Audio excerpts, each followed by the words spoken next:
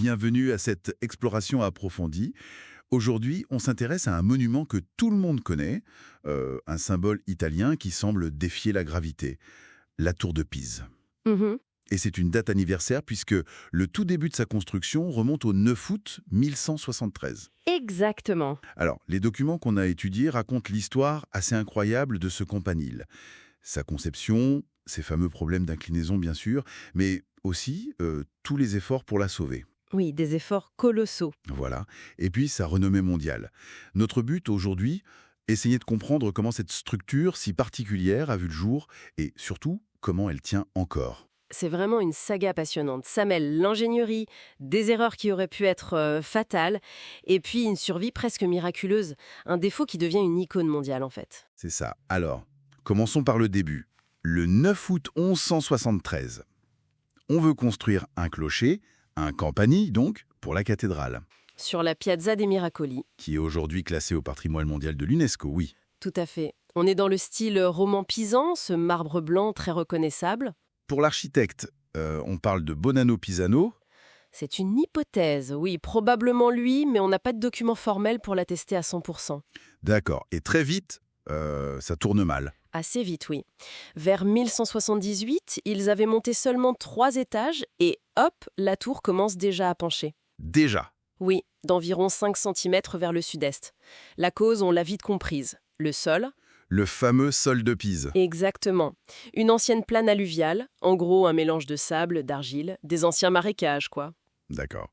Et les fondations, pas assez profondes pour ça, j'imagine. C'est ça. Pour l'époque et pour ce type de sol, c'était insuffisant. D'ailleurs, preuve de cette nature marécageuse, on a retrouvé bien plus tard des navires antiques enfouis juste à côté. Ah oui, intéressant. Et la conséquence directe, c'est l'arrêt du chantier. Arrêt total. Pendant presque 90 ans. C'est énorme. Un siècle? Quasiment. Et c'est là qu'intervient un des paradoxes de Pise. Cette très longue pause, en fait, a sans doute sauvé la tour. Comment ça? Eh bien, ça a laissé le temps au sol de se tasser un peu, de se consolider sous le poids des 3 premiers étages. Sans cette pause, avec la charge qui augmente vite, elle se serait sûrement effondrée bien avant. C'est fou. Une chance incroyable en quelque sorte. Une chance inouïe, oui.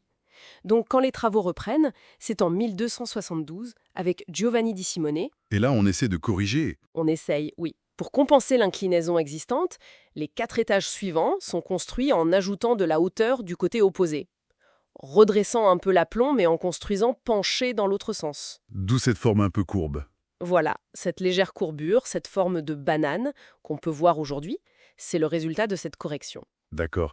Mais ça ne suffit pas à tout arrêter. Non, il y a encore une pause entre 1301 et 1350, et finalement, le dernier étage, le beffroi, avec les 7 cloches, est ajouté en 1372 par Tommaso Pisano. Donc au total, presque 2 siècles de construction. 177 ans, exactement, en 3 grandes phases, pour arriver à cette tour creuse de 14 500 tonnes, haute d'environ 56 mètres côté penché, et ses fameuses 293 marches.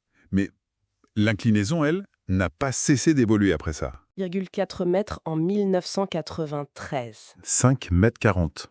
C'est énorme. Ça fait quel angle, ça? Presque 6 degrés. 5,66 degrés pour être précis.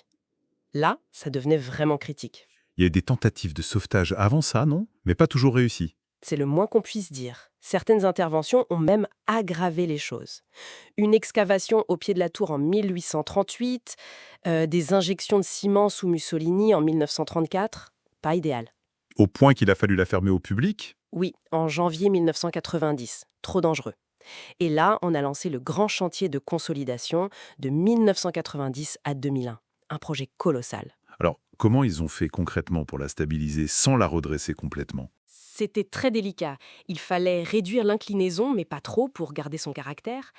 La technique principale, ça a été l'extraction de terre sous la fondation, côté nord, donc le côté qui était le plus haut. On a creusé dessous? Très prudemment, on a retiré environ 60 mètres cubes d'argile petit à petit pour que la tour s'affaisse légèrement de ce côté-là et donc réduise sa pente. Ingénieux.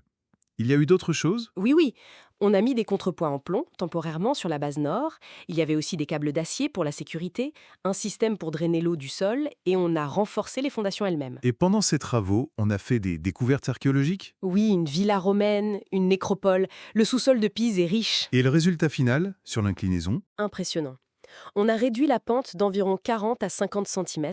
La tour est revenue à une inclinaison qu'elle avait vers 1700-1800, autour de 4 degrés. Et elle est considérée comme stable maintenant. Oui, stable pour au moins 100 ans, certains disent même 300 ans, ce qui a permis de la rouvrir au public en décembre 2001. Et il paraît qu'elle bouge encore un peu. Oui, c'est assez étonnant. Depuis 2013, on observe un très léger redressement spontané, quelques millimètres. Le sol continue de travailler. Incroyable. Mais revenons à ce sol. Il est la cause du problème, mais il aurait aussi protégé la tour, notamment des séismes. C'est tout le paradoxe. Oui, ce sol meuble, qui a causé l'inclinaison, a aussi agi comme un amortisseur lors des tremblements de terre. Comment c'est possible? C'est ce qu'on appelle l'interaction dynamique sol-structure. En gros, la mollesse du sol et la rigidité de la tour font que la structure n'entre pas en résonance avec les secousses. Le sol absorbe une partie de l'énergie sismique. Donc le défaut est aussi une protection. C'est fascinant. Tout à fait. Et ça souligne encore l'importance des pauses dans la construction. Ces interruptions ont permis au sol de s'adapter progressivement à la charge. Si on avait construit d'une traite sur ce sol-là, Elle se serait effondrée depuis longtemps. très probablement oui. Ce qui nous amène à son statut d'icône. Finalement, c'est son imperfection qui l'a rendu célèbre dans le monde entier. Absolument. C'est le symbole de l'Italie pour beaucoup de gens. On pense forcément à Galilée. La légende dit qu'il a fait ses expériences sur la chute des corps depuis le sommet. C'est une belle histoire, mais c'est une légende, oui. Il a bien théorisé là-dessus, mais l'expérience depuis la tour de Pise, probablement pas. D'autres l'ont peut-être fait, mais pas lui a priori. D'accord. Et il y a des anecdotes amusantes, comme cette superstition des étudiants. Ah oui, monter dans la tour avant un examen porterait malheur. Une tradition locale. Et juste pour la précision, ce n'est pas la tour la plus penchée du monde. Non, effectivement, il y a un clocher à Surusen, en Allemagne, qui détient ce record. Mais Pise est bien plus célèbre. Alors, en synthèse, qu'est-ce qu'on retient? La tour de Pise, c'est bien plus qu'une curiosité. Beaucoup plus. C'est le résultat d'une ambition médiévale, d'une lutte contre la nature, d'erreurs humaines aussi. Corrigée par l'ingéniosité et puis une part de chance incroyable. Ses poses, ce sol paradoxal, son défaut est devenu sa force, sa signature. Exactement. Elle incarne aussi tous les défis de la conservation du patrimoine. Les efforts modernes l'ont sauvée, mais elle reste sous surveillance constante. C'est vraiment un cas d'étude unique sur comment une erreur peut traverser les siècles et fasciner le monde entier. Et ça laisse une question pour finir. Les ingénieurs ont choisi de ne pas la redresser totalement, pour préserver ce qui la rend unique. Oui, c'était une décision clé du projet de sauvetage. Alors on peut se demander si elle avait été parfaitement droite, ou si on l'avait redressée complètement, est-ce qu'elle aurait eu le même destin, la même célébrité planétaire? L'attrait, parfois, il réside peut-être plus dans l'imperfection maîtrisée que dans la perfection absolue. C'est une excellente question pour conclure.